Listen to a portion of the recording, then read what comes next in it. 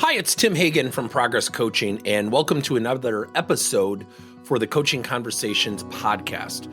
Now, we are on Stitcher, we are on iTunes, and multiple different channels. Please check us out. Now, one of the things that you'll get out of our podcast episodes is a lot of content, a lot of strategy. It's not fluff, it's not concept, yet we really want you to engage with the content and let us know your feedback. If you have any questions, feel free to reach out to us. If there's topics you'd love to have us address, we would love to share them with you. Let us know your impact and let us know your feedback. When cultivating self-awareness, one of the things you can use is leverage what we call the OAT Principle. Observe, act, and tell. Let me give you an example. We were working with a credit union recently, and the people on the front lines weren't performing. They weren't executing referrals. They weren't, engaging with members. And it is tough because you're out in the open and you're talking about people's most second valuable asset besides their children is their money. And it can be very uncomfortable. And I'm going to use a demographic, younger people. They're just not as skilled. And you're talking to people who are maybe twice your age about their money. Not comfortable. So what we did is we implemented an OAT principle. When you are having downtime at your teller station, observe your teammates. Act upon what you're observing in terms of what are they doing well. And then tell of the results in terms of what you implemented based on your observation. So when you observe, it fuels the brain. When you act, you're taking what you learned from the observation, and then you're going to tell of the success. And notice I'm framing this out. Tell us not what happened, tell us of the success. Tell us of your success. And that's called the OAT principle. See, one of the things that we do when we have downtime or when we're not as busy, we tend to take breaks, mental breaks. I'll give you another example.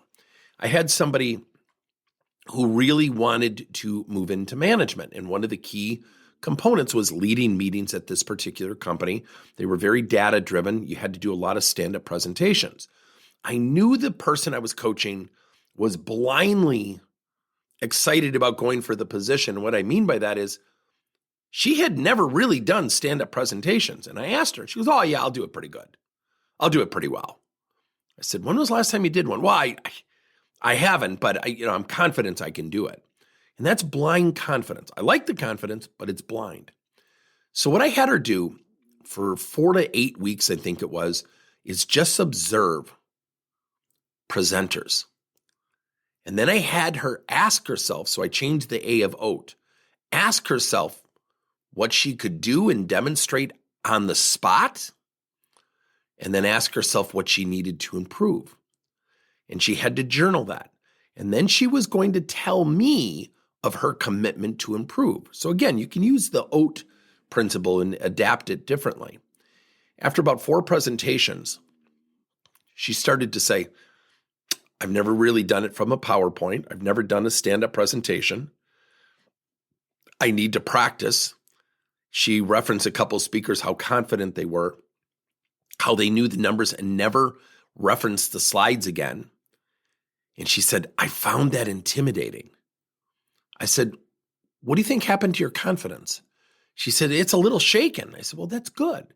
She said, "What do you mean?" I said, "Do you feel like you were confident not knowing, which is different than being confident and actually knowing?" She said, "Well, yeah." And I said, "Don't you think you're moving towards confidence now knowing?" And she said, "Yeah." So I turned it into a positive. Yet I knew if I told her, "You're not ready. You've got to do these stand-up presentations. Are you really ready?" Where would she have gone with those questions? So when you observe, it teaches you. When you ask or act, it facilitates an experience. And when you tell, you're basically owning the learning process. It's called the OAT principle. Thank you for listening to another episode of Coaching Conversations by Tim Hagan and Progress Coaching. Now, our company is always coming out with new and innovative solutions to help leaders coach their employees. And recently, we just created a new service called Coach to You, where leaders can pick and choose topics and assign 7 to 21 day programs for employees to learn and, more importantly, apply actions and then reflect and share what they're going to do going forward as a result of the learning. It's called Coach to You. We're literally bringing coaching to your employees. If you're intrigued, we'll have a link in each one of our episodes where you can get more information. And again, thank you so much for listening to another episode.